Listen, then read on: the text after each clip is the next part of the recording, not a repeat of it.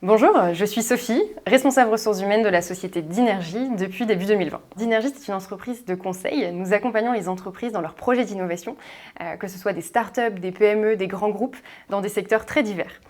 Nous avons deux pôles principaux, en tout cas deux formules principales d'accompagnement.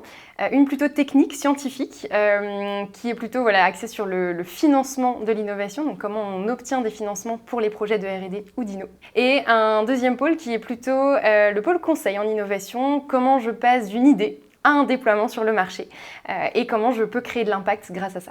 On recherche des profils variés. Tout d'abord, que vous soyez ingénieur, docteur, chef de projet innovation, que vous travaillez dans le marketing, que vous soyez entrepreneur.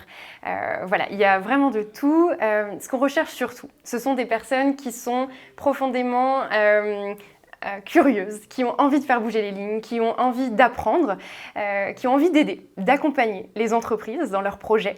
On recherche des personnes proactives.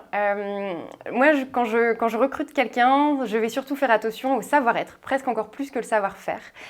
Et ça, c'est quelque chose vraiment qui est important pour nous. L'ambiance chez Dinergy est vraiment conviviale.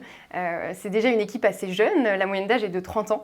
On a une équipe qui est vraiment soudée, vraiment solidaire et vraiment bienveillante. Ça, c'est quelque chose qui marque les esprits en général quand on arrive et je trouve que ça se voit aussi de l'extérieur. On a vraiment à cœur de faire en sorte que les personnes passent du temps ensemble. On a d'ailleurs créé donc un calendrier de convivialité pour ce faire. On a plusieurs choses, si je peux vous donner quelques exemples. Un Dinergy's Got Talent, ça c'est un concert pour tous les talents qu'on a chez Dinergy et on en a.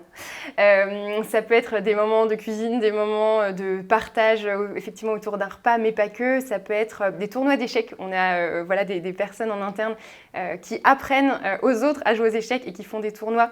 C'est vraiment très varié, c'est très riche, c'est une atmosphère qui est assez incroyable.